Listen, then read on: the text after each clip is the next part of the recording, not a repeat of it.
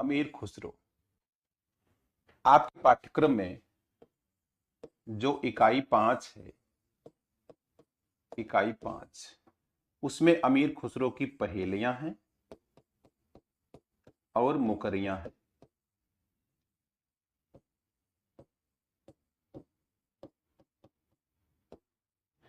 और भी लिखा है इन्होंने, लेकिन आपके पाठ्यक्रम में यही है। हिंदी साहित्य के इतिहास के दृष्टिकोण से ये सारी बातें आपको जाननी है। और आपको बताएं, एक बात को ध्यान में रखिए, इग्नोर मत करिएगा। आयोग बड़ा कलाकार होता है, एक जगह पे लिखेगा पहेलियां मुकरियां, एक जगह हिंदी साहित्य के इतिहास में लिखेगा कि अमीर खुसरो विद्यापति के साथ आपको पढ़ने हैं। तो जब इतिहास की बात करते हैं, कुछ भी पूछ सकते हैं, तो उनका जो कैनवास है बहुत बड़ा है। खैर, हम लोग अमीर खुसरो को शुरू करते हैं। पहला सवाल तो ये आता है कि अमीर खुसरो का जन्म कहां हुआ था, और कई बार ये सवाल पूछा जा चुका है। यहीं से बात शुरू करते हैं। अमीर खुसरो का जन्म हुआ था आज का जो एटा जिला है, एटा कहां पर है? उत्तर प्रदेश। और गांव का नाम था पटियाली, पटियाली गांव। अब इनके पूर्वज आए थे बाहर से, यानी कि भारतीय मूल के नहीं थे। कहां से आए थे? बाहर से आए थे, ईरान की तरफ से। तो जाहिर सी बात है इनका नाम भी कुछ और रहा होगा। तो कभी कभी परीक्षा में आ जाता है इनका मूल नाम क्या है। चलिए हम बता ही देते हैं आपको। मूल नाम, मूल नाम है अबुल हसन यमीनुद्दीन।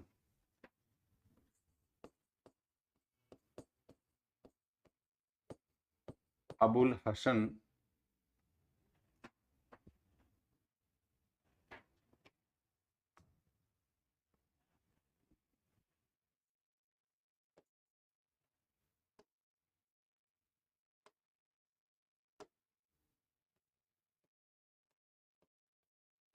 यमीनुद्दीन।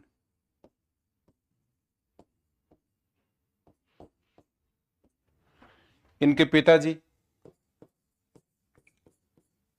पिताजी सैनिक थे।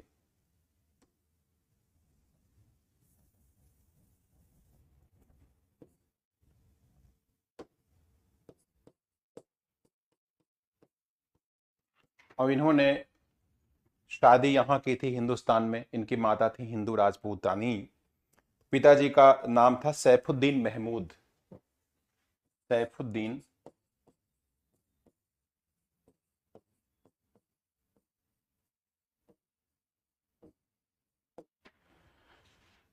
और कहा जाता है ये लाचीनी सैनिक थे। और इनकी जो माँ थी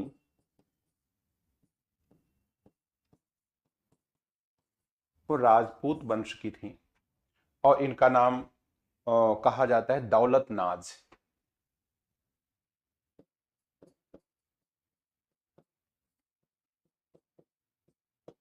दौलत नाज।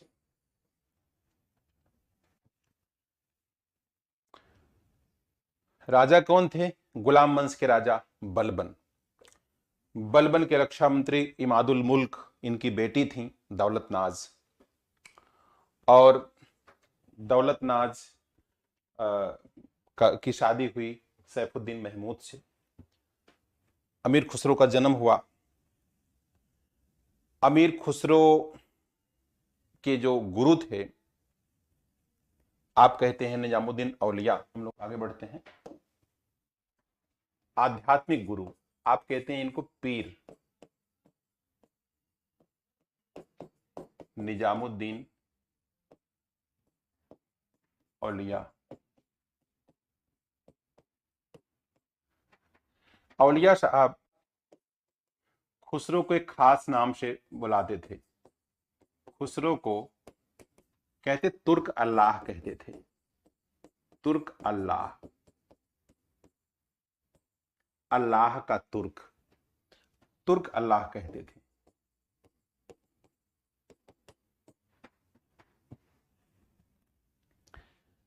बहुत बड़ी पदवी थी। जब गुरु शिष्य को प्रेम करता है तो अपने से ऊंचे स्थान पर देखना चाहता है। अल्लाह का तुर्क, यानी कि मानो खुदा का बंदा हो, बहुत प्यारा हो उसका। बचपन में इनके गुरुजी थे जिनका नाम था, जहां तक मुझे याद आता है, ख्वाजा सादीन कताब, और उनको अक्षर लिखने का अभ्यास करते थे। जैसे आप क ख ग घ पढ़ते हो हिंदी में, उर्दू में अलिफ बे पे ते शे शीन इत्यादि, तो सुलेख का अभ्यास किया करते थे। लेकिन इनका मन लगता नहीं था, शेर व शायरी में ज्यादा मन लगता था, पढ़ाई मन लगता नहीं था। तो थोड़ा बच्चे होते हैं ना, कभी कभी मनमर्जी टाइप का करते हैं। लेकिन आगे चल करके इन्होंने एक एक करके, कहते हैं कि 11 सुल्तानों को देखा। 11 सुल्तान इनकी आंखों के सामने से आए गए। इतिहास में कभी कभी सवाल आता है कि कौन विद्वान थे जिन्होंने 11 सुल्तानों का शासन देखा। तो अमीर खुसरो और इनके गुरुजी निजामुद्दीन औलिया। तो एक उपाधि इनकी हो गई तुर्कल्लाह, दूसरी उपाधि अमीर। अमीर कौन कहता था? अलाउद्दीन खिलजी। अलाउद्दीन खिलजी अमीर, मन का अमीर। वैसे भी जो राजा लोग होते हैं, उनके मंत्री, उनके राजकवि, उनके पुरोहित, सब मंत्री जैसे ही होते हैं। भाई सांस्कृतिक मंत्रालय किसी को मिला हो, रक्षा मंत्रालय मिला हो, तो पैसा सबको बराबर मिलता है, सुविधाएं बराबर मिलती हैं। तो उस नजर से भी अमीर उमरा वर्ग होता था, धनियों में गिनती होती थी। तो सॉरी, इनका नाम, इसमें एक संशोधन है, देखिए।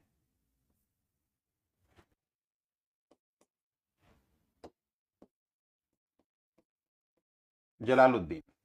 अलाउद्दीन खिलजी जो है ना, इनके भतीजे थे, सॉरी, जलालुद्दीन खिलजी। ऐसे ही एक राजा थे गयासुद्दीन तुगलक। गयासुद्दीन बड़ा प्रेम करते थे अमीर खुसरो से। गयासुद्दीन ने कहा कि हमारे बेटे को शिक्षा हिंदवी की मिलनी चाहिए, तुम एक शब्दकोश लिखो। इन्होंने लिखा खलिक बारी। खलिक बारी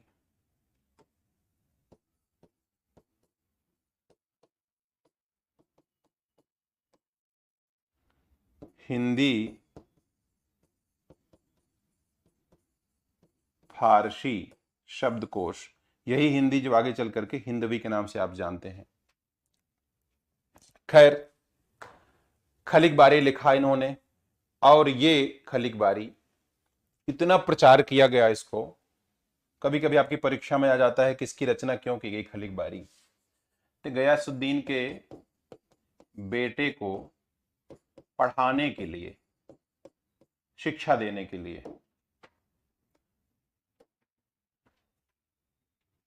तो एक लाइन चल पड़ी, 1,00,000 ऊंट, 1,25,00,000 गारी,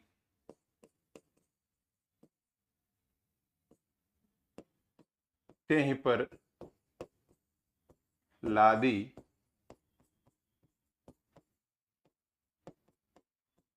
खालिक बारी। तेह पर लादी खालिक बारी। खालिक बारी की प्रतियां 1,00,000 ऊंट और 1,25,00,000 गाड़ी पर लादी गई और बांटी गई। इतना उसका क्रेज था। अमीर खुसरो को इनकी इसी योगदान की वजह से, जो उन्होंने हिंदवी के विषय में बताया, उन्हें कहा जाता है हिंदवी का जनक। हिंदवी का मतलब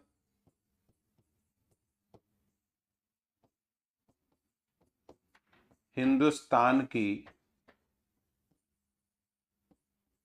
मिली जुली जुबान। हिंदुस्तान की मिली जुली जुबान। मिली जुली जुबान।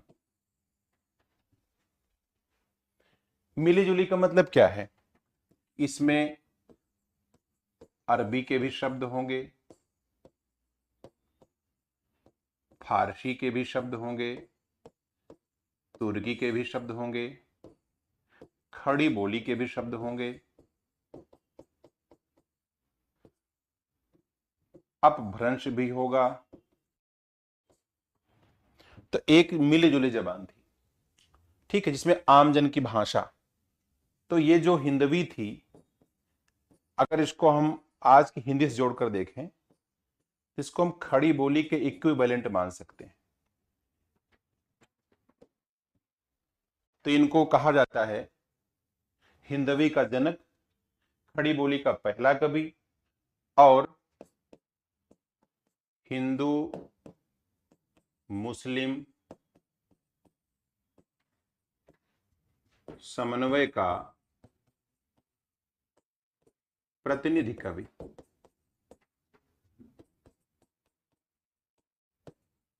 प्रतिनिधि कवि, हिंदू मुस्लिम समन्वय का प्रतिनिधि कवि, या हिंदू मुस्लिम समन्वित संस्कृत का प्रतिनिधि कवि।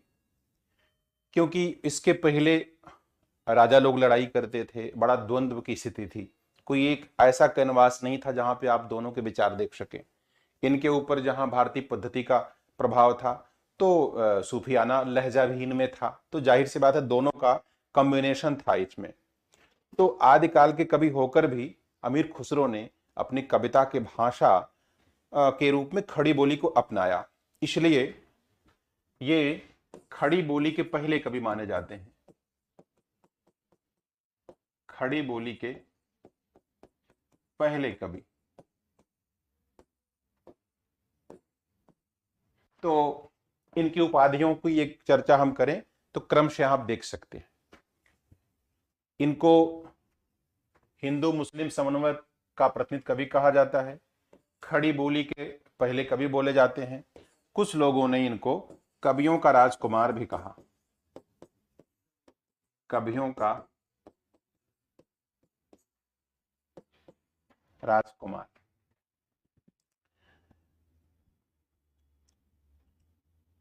डॉक्टर ईश्वरी प्रसाद नाम था, उन्होंने लिखा था, डॉक्टर ईश्वरी प्रसाद, कवियों का राजकुमार। रामकुमार वर्मा की एक किताब है हिंदी साहित्य का आलोचनात्मक इतिहास, उसमें लिखते हैं अवधि का प्रथम कवि। खुसरो को अवधि का प्रथम कवि डॉक्टर रामकुमार वर्मा। पुस्तक का नाम है हिंदी साहित्य का आलोचनात्मक इतिहास। ठीक है, हिंदी साहित्य का आलोचनात्मक इतिहास। इसके बाद अगर विचार किया जाए इनकी रचनाएं, तो बहुत समय तक इनकी रचनाएं प्राप्त नहीं हुई। आगे चल करके एक सज्जन थे मौलाना रशीद अहमद, जिन्होंने इनकी रचनाओं का कलेक्शन प्रकाशित कराया जवाहर खुसरवी नाम से। फिर ब्रजरत्न दास ने खुसरो की हिंदी कविता नाम से कलेक्शन निकाला। तो थोड़ा सा हम इसके विषय में बात कर लेते हैं, लेकिन इसके विषय में बात करने के पहले कभी कभी परीक्षा में आ जाता है कि किसने आश्रय दिया था इनको, यानी कि आश्रयदाता कौन थे। खुसरो के आश्रयदाता यानी राजाओं की बात करते हैं तो जो बड़े नाम है, वैसे 11 नाम है, लेकिन कुछ छोटे छोटे नाम भी थे जो राजा आए महीने भर बाद दो टें बोल गए। इनमें से कुछ नाम हम लोग ले लेते हैं, जैसे किशली खां, एक नाम था किशली खां। किशली खां कौन था? किशली खां जो गयासुद्दीन बलबन था,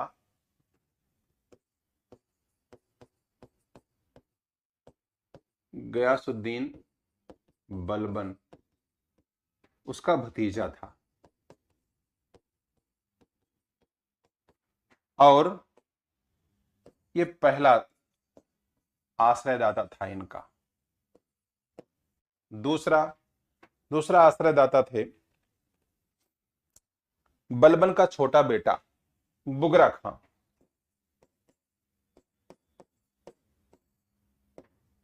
बुगरा खां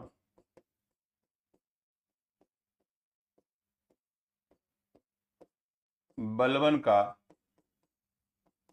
छोटा बेटा। 3-4 नाम इसे बता देते हैं आपको, बाई द वे जान लेना चाहिए। तो इसके बाद खुसरो जो है बलबन के बड़े बेटे सुल्तान महमूद के साथ जो है मुल्तान चले गए।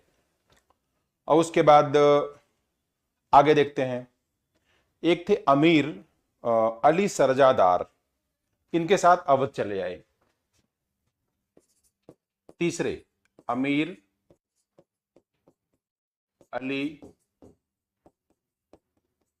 सरजादार और इन्हीं के साथ अवध चले आए।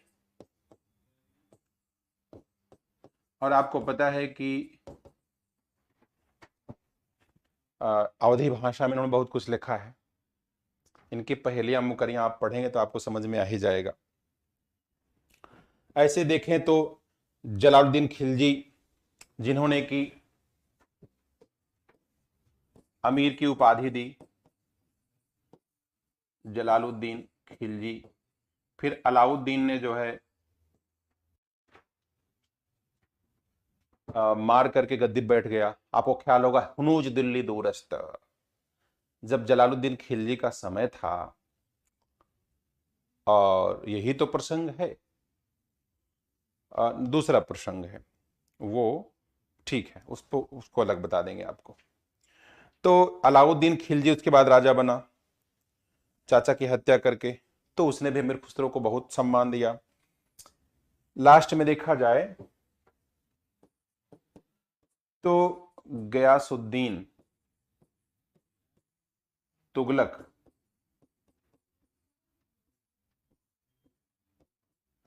अंतिम आश्रयदाता था, अंतिम आश्रयदाता। इनकी एक किताब है तुगलकनामा, इसमें इसकी चर्चा की है। तुगलकनामा, एक मिनट,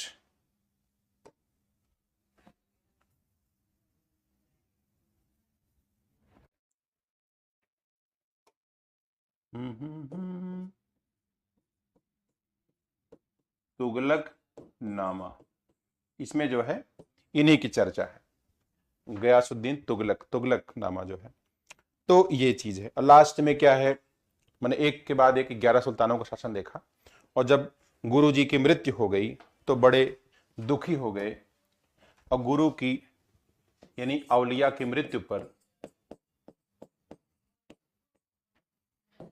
औलिया की मृत्यु जब हुई तो उनके कब्र पर गए और रोने लगे और एक पद बोले। अब पद बड़ा फेमस है, हम लोग बात वहीं शुरू किए थे। गोरी सोवे सेज पर,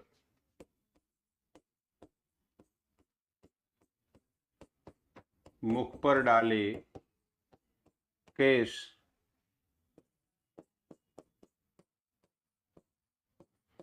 चल खुसरो घर आपने, रैन भी चहुदेश।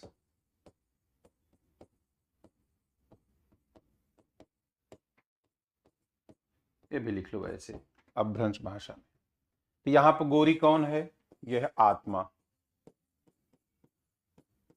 गोरी सोवे सेज पर, सिर मुख पर डाले केस, केस यानी ये है, ऐसे लिखेंगे इसको, बाल।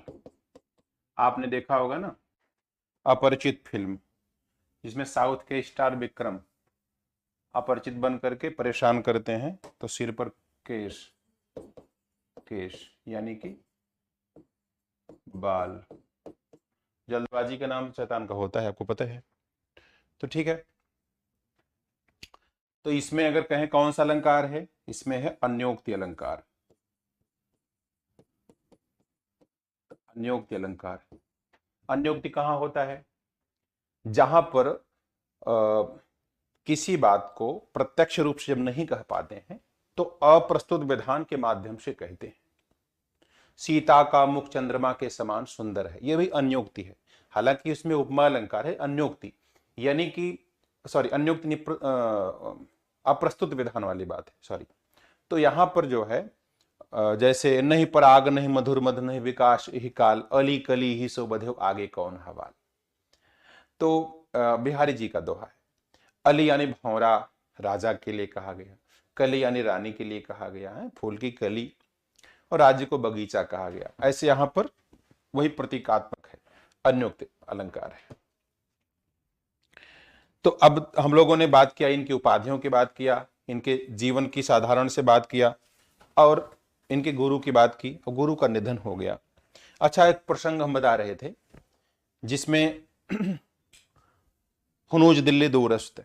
तो गयासुद्दीन जो अंतिम शासक थे इनके मैंने आश्रयदाता, कहते हैं कि गयासुद्दीन का भतीजा था मोहम्मद बिन तुगलक। तो एक बार गयासुद्दीन साउथ में गए, दक्षिण भारत में, और दो तरह के राजा माने फकीर होते हैं, साधु होते हैं। एक राजाओं से नजदीकी बनाते हैं फायदे के लिए, वाह वाह करते, और कुछ ऐसे होते हैं जो भगवान के अलावा किसी को नहीं मानते। तो गयासुद्दीन के समय में भी ऐसे लोग थे। कुछ फकीर या मौलवी साहब ऐसे थे जो कि राजाओं से फायदा लेना चाहते थे, लेकिन ये बड़े इंटी रहते थे। भाई सही बात बताना है, खरी खरी बात, कबीर की तरह औलिया साहब। तो गयासुद्दीन तुगलक ने एक चिट्ठी भेजी, मैसेज भेजा, भाई दिल्ली आने के पहले तुम दिल्ली छोड़ देना। तो उन्होंने कहा हुनूज दिल्ली दूर, दिल्ली बहुत दूर है। और गयासपुर नामक जगह पर एक बहुत बड़ा मंडप था लकड़ी का, वहां पर स्वागत करने के लिए मोहम्मद बिन तुगलक ने मंडप बनवाया था। जैसे ही हाथी चढ़ा, हाथी पर बैठा था गयासुद्दीन, जैसे हाथी पर बैठा, हाथी जो है उसके दबाव से मंडप गिर गया और मर गया। कहते हैं उनकी बात सही हो गई थी। ये बड़ा फेमस है, सिद्ध पुरुष थे। तो लगभग समझो 27 सितंबर 1325 ये इनका मृत्यु का समय है। तीन की अगर जन्म मृत्यु की बात करें तो 1255 में इनका जन्म हुआ था और 1325 में इनका निधन, ईस्वी निधन, सितंबर के महीने में निधन हो गया था। ठीक है, चलो। तो कभी कभी पूछ लेते हैं इनकी कब्र कहां बनी थी। हालांकि ये तो इतिहास का सवाल है। दिल्ली। तो औलिया साहब जो थे, निजामुद्दीन औलिया, निजामुद्दीन की जो कब्र है, उसकी कब्र के बगल में, ठीक है, कब्र की बगल में। और कहते हैं कि आगे चल करके सन 1650 में, 1650 ईस्वी में ताहिरा बेगम, एक मैडम जी के नाम था, ताहिरा बेगम, इन्होंने इनका मकबरा बनवाया। जैसे हम लोग हिंदू परंपरा में समाधि बनाते हैं, फिर रिस्पेक्ट करते मंदिर बना देते हैं, तो ऐसे हो जाता है। एनीवे, ये चीज हुई। अब हम लोग इसमें एक बार चर्चा और आ गई थी कि इनका उपनाम क्या था। इनका उपनाम, जैसे हम अशोक सिंह के साथ सत्यवीर लिखते हैं, तो साहित्यिक उपनाम।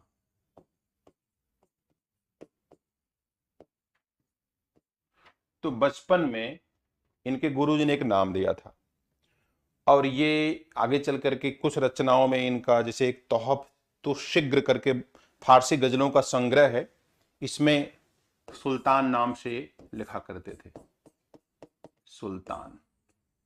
ठीक है। और ये भारत को धरती का स्वर्ग कहा करते थे। कहा जाता है इनकी खास बात, महान संगीतकार थे, और ख्याल और तराना और कव्वाली इन्हीं की देन है। संगीतकार, ख्याल तराना और कव्वाली। ठीक है, खुसरो की ही माने इन्हीं की देन है।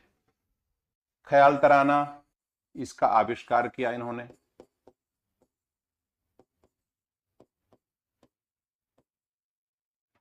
आविष्कारक।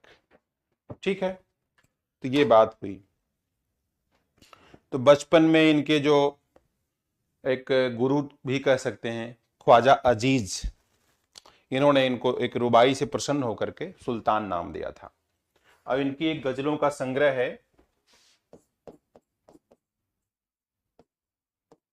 तोहफ्तु सिग्र, ये सा है सा, तोहफ्त सिग्र, इसमें इन्होंने उपनाम क्या रखा?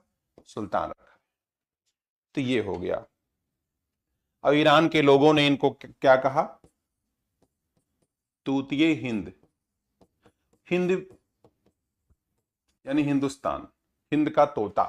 और स्वयं इन्होंने भी लिखा है, मैं हिंदुस्तान की तूती हूं। चमन तूतिये हिंदुम अरडास्त पुरुषी जे मन हिंदुई पुंसम तानाज गोयम। मतलब ये इस तरह का। अब इनकी कुछ रचनाएं हम देख लेते हैं पुस्तकों के रूप में, फिर इनकी जो पहेलियां मुकरियां हैं इनको थोड़ा सा हम लोग देख लेते हैं। ठीक है, फिर एक बार रिपीट कर लेंगे इन चीजों को। इनके ग्रंथ, इनके ग्रंथों में देखो कविता भी है और गद्य भी है और हिंदी रचनाएं भी हैं। इसमें 5 फारसी संग्रह हैं, एक एक करके हम समझते हैं। पहला फारसी काव्य संग्रह, इनकी संख्या है 5। दूसरा मसनवियां हैं, मसनवियां हैं, और 1 2 3 4 5 6 7 8, नियर अबाउट 7 से 8 तो मुझे पता है, 7 के आसपास। तीसरा इनकी कुछ जो है गद्य रचनाएं हैं, गद्य रचनाएं, और इनकी संख्या भी वैसे मेरी सूची में 4 के आसपास। इसके बाद हम लोग लेते हैं हिंदी रचनाएं, हिंदी में ग्रंथ। तो अगर हम फारसी ग्रंथों की बात करते हैं तो चलो एक एक नाम ले लेते हैं। पहला नाम है तोहफ्तु सिग्र। ठीक है, थोड़ा सा साफ कर दें, कहो गुरुजी ऐसे पढ़ा रहे हैं तो गुरुजी ठीक ठाक पढ़ाएंगे भाई।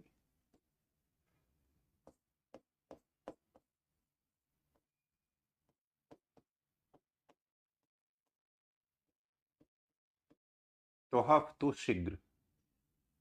ठीक है, इसको हिंदी में हम लोग कहेंगे बचपन का उपहार। 1271 में किताब छपी थी, और इसको हिंदी में कहेंगे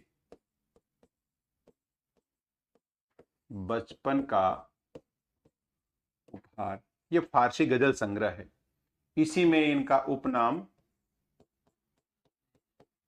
सुल्तान मिलता है।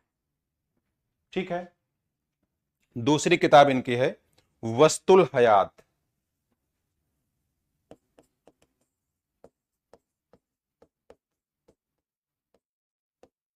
वस्तुल हयात, और ये 1279, और इसको हम लोग हिंदी में कहेंगे जीवन का मध्य। जीवन का मध्य। और इसको समझने के लिए ख्याल करिए, हिंदी में एक निबंध है आपका, और जिसका नाम है उत्तरा फाल्गुनी के आस पास, उत्तरा फाल्गुनी के आसपास। ये कुबेरनाथ राय जी का निबंध है। ठीक है, इसमें यही भाव है, उत्तरा फाल्गुनी के आसपास। कहते हैं कि पूर्वा फाल्गुनी नक्षत्र में जो है विष्णु जी क्षीर सागर में सो जाते हैं, वही जुलाई अगस्त के आसपास, और नवंबर में आकर के जो काश वो फूलने लगते हैं, बुढ़ापा की निशानी। तो फूले काश शरद ऋतु छाई, जनु बरखा ऋतु प्रगट बुढ़ाई, यानी मानो कि बरसात की समाप्ति हो गई। तो उसमें उत्तरा फाल्गुनी, तो जिंदगी में उत्तरा फाल्गुनी 38-39 साल पे लग जाती है। तो जिंदगी के बीज का टाइम है। तो ये निबंध आपको ख्याल होगा, हमने आपको बता दिया जीवन का मध्य का भाव क्या है। भाई जवानी आती है, फिर बुढ़ापा भी आता है। हो सकता है आपका ना आवे, सिद्धि उद्धि मिल जाए आपको, लेकिन आता है। कहाँ गया भाई? चलो मिटा देते हैं इनको भाई। फूले काश शरद ऋतु छाई, जनु बरखा ऋतु प्रगट बुढ़ाई, फूले का। चलो अब तीसरी किताब इनकी है गुर्रतुल कमाल।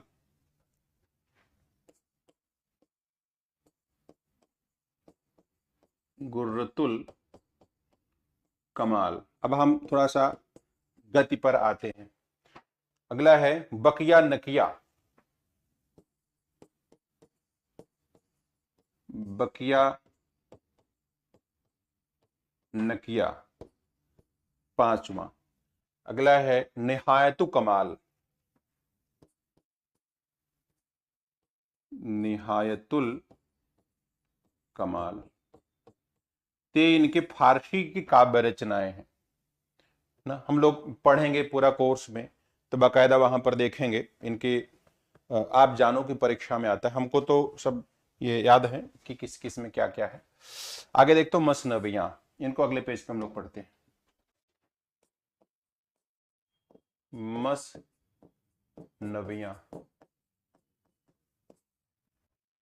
जो मसनवियों की बात करते हैं तो मसनवी में एक शैली होती है। मसनवी आपने सुना होगा, मसनवी जिसमें कि सबसे पहले आप ईश्वर की भक्ति करते हैं, ईश्वर की पूजा, फिर मोहम्मद साहब की करते हैं, फिर उनके 4 साथी थे उनका करते हैं, फिर शाहे वक्त यानी जो वक्त का राजा होता है उसकी चर्चा करते हैं। जैसे हम लोग मंगलाचरण पढ़ते हैं, भारतीय आप खोलिए, उसमें शुरुआत में मिलेगा मानस भुवन में आर्यजन जिसकी उतारे आरती, भगवान भारतवर्ष में गूंजे हमारी भारती। यानी कि रचना बहुत अच्छी हो, ईश्वर से आशीर्वाद लेते हैं उसके लिए। तो मसनवी शैली में भी ऐसे होता है कि शुरुआत में ऐसे लिखते हैं। जैसे पद्मावत है, मसनवी शैली में है, जायति जी की जो रचना है। ठीक है, तो मसनवियों की बात करते हैं, कुछ रचनाओं को ले लेते हैं हम। जैसे मिफ्ताहुल फुतूह,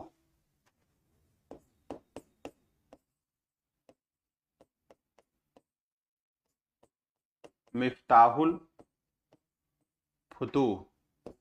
दूसरा नूह शिपहर या सिपेहर कह लो। इसके बाद जो है तुगलकनामा, तीसरा।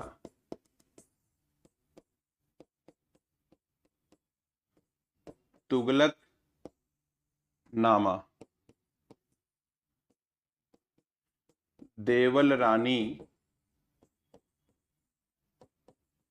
खिज्र खां।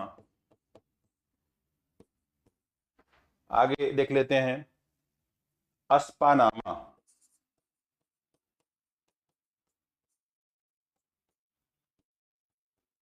सीरी खुसरो।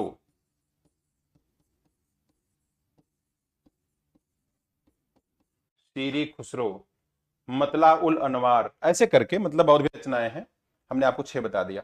इसमें जो नूह शिपेहर है उसमें जो है भारतीय बोलियों की चर्चा है। ये परीक्षा में आता है। और ये जो देवल रानी खिज्र खां है, कहते हैं कि देवगिरी के जो राजा थे उनको हरा करके उनकी रानी को किडनैप कर लिया इन्होंने, और फिर इनका प्रेम हो गया अलाउद्दीन के बेटे खिज्र खां से। तो ये कहानी इसमें है, ठीक, देवल रानी खिज्र खां में है, ये भी पोएट्री में आता है। ठीक है, तो 1289, 1289, आगे है 1290, 1290, और हम लोग बात कर लेते हैं किसका, बात कर लेते हैं तुगलकनामा 1320, 1320 और छोड़ देते हैं। ठीक है, अगर गद्य रचनाओं की बात करते हैं, तीसरा गद्य रचनाएं, इसमें सबसे फेमस इनका है खजाइनुल फुतूह, खजाइनुल, और भी रचनाएं हैं जैसे एजाज खुसरवी है, अफजलुल फवायद है, किस्सा चहार दरवेश है,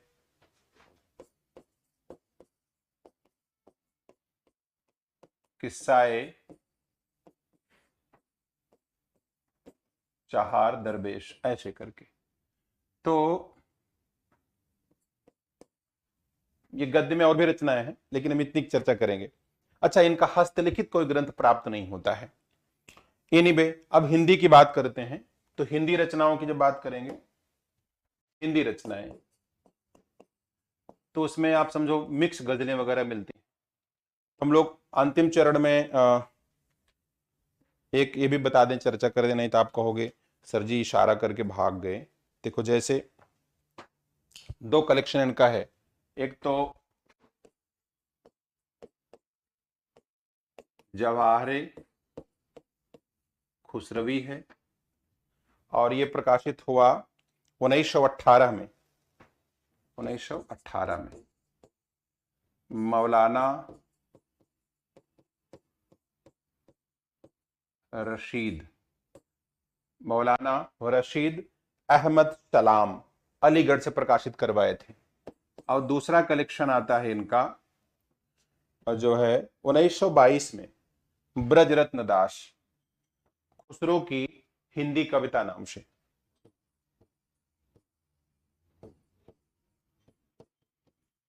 खुसरो की हिंदी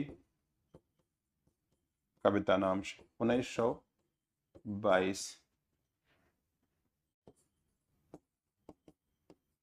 ब्रज रत्न दास,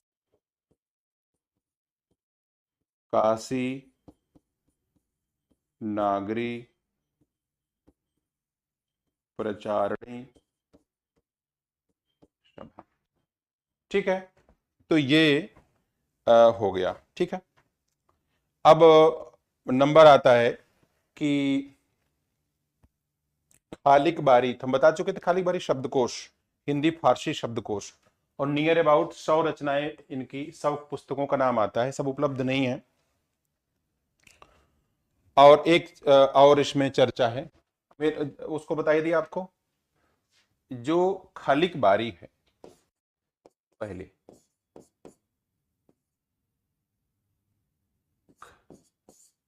खालिक बारी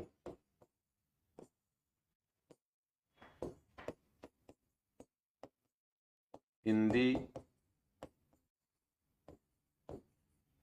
फारसी शब्दकोश, ये कंप्लीट नहीं थी। ये पुस्तक जो है 1622 में जियाउद्दीन खुसरो ने पूरा किया, 1622 में जियाउद्दीन खुसरो पूरा किया, और ये थे ग्वालियर के। ठीक है, ये अब हम लोग सीधे आते हैं पहेली और मुकरी की चर्चा करते हैं। अब अंतिम चरण में हिंदी में जो लिखा इन्होंने, पहेलियां मुकरियां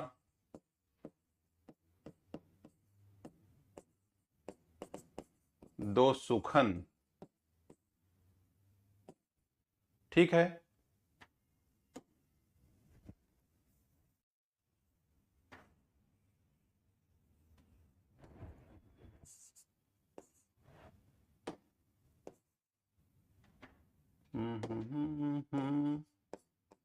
दो सुखन ढकोसले, 1 2 3 4। और तुकबंदी भी है, और इसके साथ साथ जो है मुकरी, पहेली, खुसरो, निस्बत, सॉरी हम या बोल रहे थे निस्बतें, निस्बत। तो इसमें हम दो की चर्चा करेंगे क्योंकि आपके सिलेबस में है पहेली। तो पहेली क्या होता है? पहेली को संस्कृत में कहते हैं अंतरला प्रहेलिका। 1 मिनट।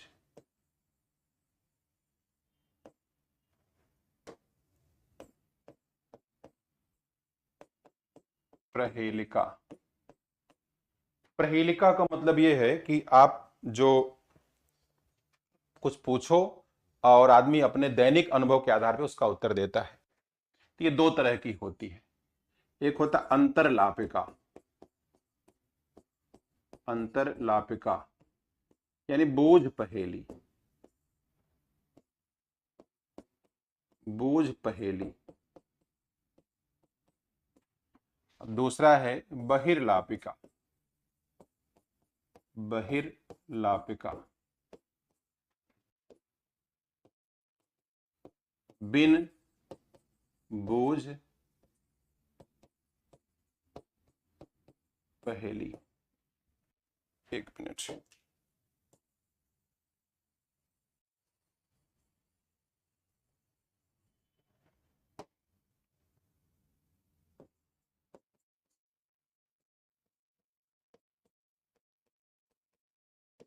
बहिर्लापिका बिन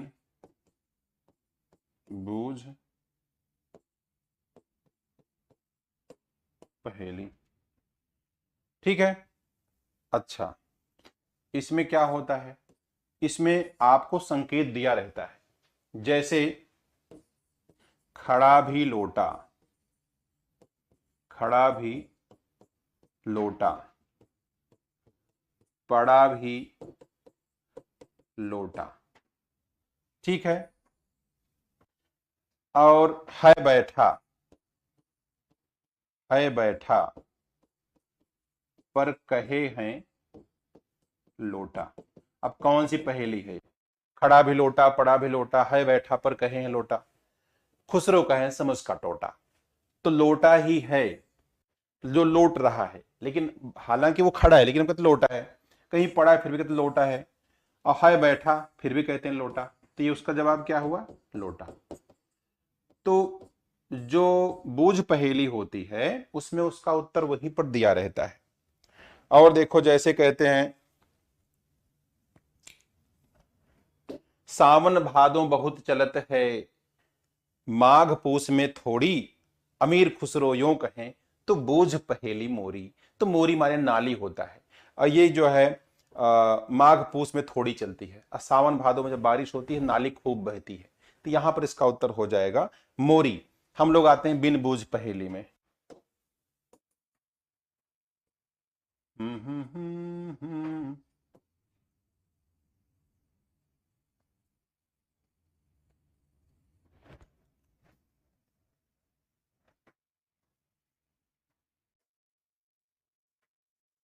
बिन बूझ पहेली बहिर्लापिका। इसमें क्या है? उत्तर जो है आपका ढूंढना पड़ेगा। उसमें एक बहुत फेमस है, एक थाल मोती से भरा, मोती से भरा, सबके सिर पर औंधे धरा, चारों ओर वह थाल फिरे, मोती उससे एक न गिरे। मोती उससे एक न गिरे। अब इसका उत्तर क्या है भाई? एक थाल मोती से भरा, ऐसे उल्टा, इसमें इस बिंदी सबके सिर पर औंधे धरा, चारों ओर वह थाल फिर, जहां जाओ वहां चलता है। तो असल में ये क्या है? आकाश है। ये है आपकी बहिर्लापिका। एक मिनट, इसका उत्तर हो जाएगा आकाश। आकाश। ठीक है, तो ऐसे होता है। और ऐसे बोल दे रहे हैं आपको, अर्थ जो इसका बूझेगा, मुंह देखो तो सूझेगा। मुंह देखते हैं अपना, किस में देखते हैं? दर्पण में, तो इसका अर्थ होगा दर्पण। मुंह देखना, जब मुंह अपना मुंह को कैसे देखते हैं? दर्पण से, तभी इसका अर्थ समझ में दर्पण है। हाथ में लीजिए देखा कीजिए, हाथ में ले क्या है अपना? देखेंगे दर्पण। ऐसे श्याम बरन की है एक नारी, माथे ऊपर लागे प्यारी, जो मानुष इस अर्थ को खोले, वह कुत्ते की बोली बोले। कुत्ते की बोली क्या होती? भाव। ये भाव होती है आंख के ऊपर। गोरी सुंदर पातली केसर वाले रंग, केसर काले रंग, 11 देवर छोड़ के चली जेठ के संग। तो 12 महीने होते हैं, जेठ यानी गर्मी, उसी में अरहर पकती है। इसका उत्तर हो गया अरहर। ऐसे और बता दें आपको, आना जाना उसका भाई, और जिस घर जाए लकड़ी खाए, यानी आरी। झिलमिल का कुमार रतन की क्यारी, बताओ तो बताओ नहीं तो दूंगी गारी। ऐसे तो इस तरह से। और है, जब आप लोग क्लास में ढेर सारा पढ़ते हैं, यहां तो बता ही रहे हैं आपको। फिर पहेलियां आती हैं, जो है कह मुकरियां, कहा गया देश। मुकरियां, मुकरी, मुकरियां। अब मुकरियां यानी पहेली नुमा गीत। पहेली नुमा गीत कि पूछते हैं और गेय भी होता है, और उसका रिजल्ट लास्ट में मुकर जाना है। जैसे उदाहरण लेते हैं, कहकर मुकर जाना मतलब जैसे बेर बेर सोवत जगावे, ना जागूं तो काटे खावे।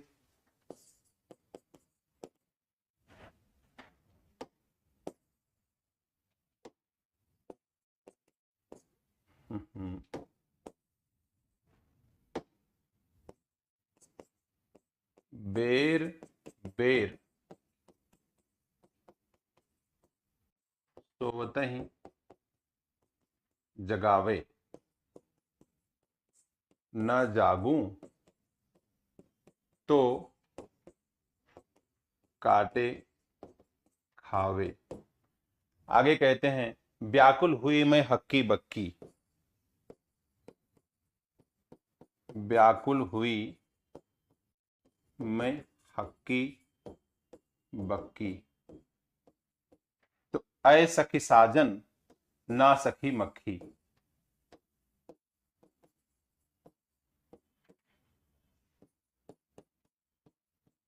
ऐ सखी साजन, ना सखी मक्खी। यानी कि बार बार जो है सोते हुए जगा देता है, और ना जागो तो काट खाता है। तो व्याकुल हुई मैं हक्की बक्की, ये सखी साजन, वो साजन है, मक्खी नहीं है। तो कह करके मुकर जाना, लक्षण किसी और चीज को, लेकिन है क्या? साजन। तो सब में ऐसे कहते हैं सखी साजन। जैसे सारी रैन मोरे संग जागा, पूरी रात मेरे साथ जागता है। अब भोर भये तब बिछुड़न लगा, सुबह हुई तो दूर जाने लगा। तो वाके बिछुड़त फाटे हिया, ऐ सखी साजन, ना सखी दिया। दीपक भी सब बुझ जाता है, लेकिन वो साजन के लिए कह रही है। तो इस प्रकार से जो है ये मुकरी हो गई। तो हमने एक प्रकार से प्रयास किया कि आपको बता दें। ब्रीफ में अगर रिपीट करें तो देखें, जैसे निस्बत है। निस्बत माने एक जैसे, जैसे कपड़े और पाट में क्या निस्बत है?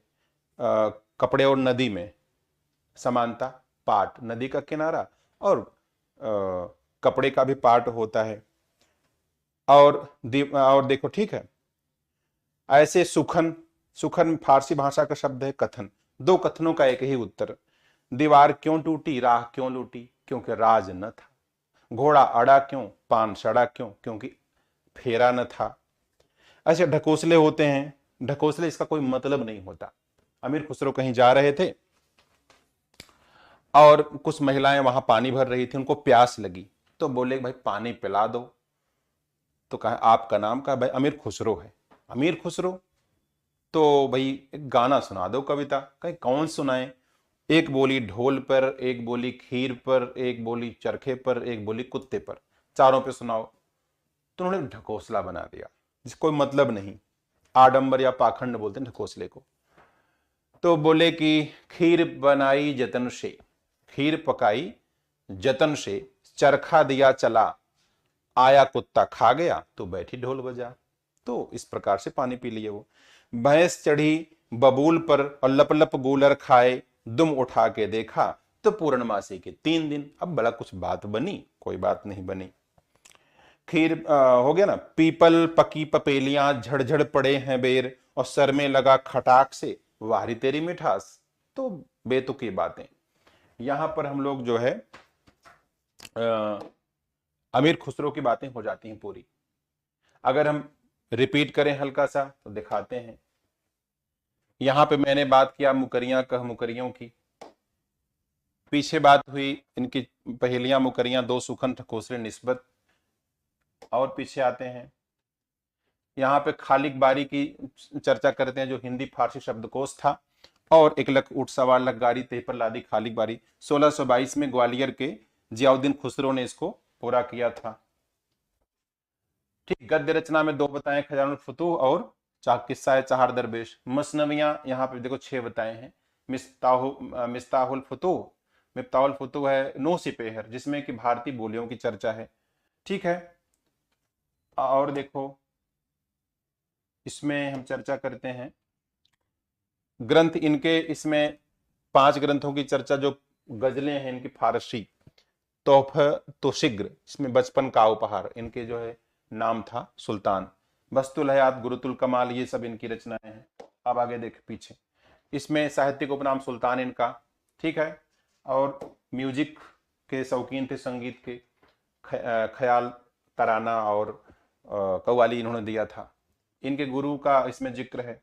तो इस तरह से अगर हम लोग बढ़ते जाते हैं तो आगे शुरुआत में हम लोग फिर से आप सबको बहुत बहुत धन्यवाद, आप लोग साथ बने रहे। अब आप लोग बैच ज्वाइन करें और पढ़ें। आशा है कि आपको यह प्रयास अच्छा लगा होगा।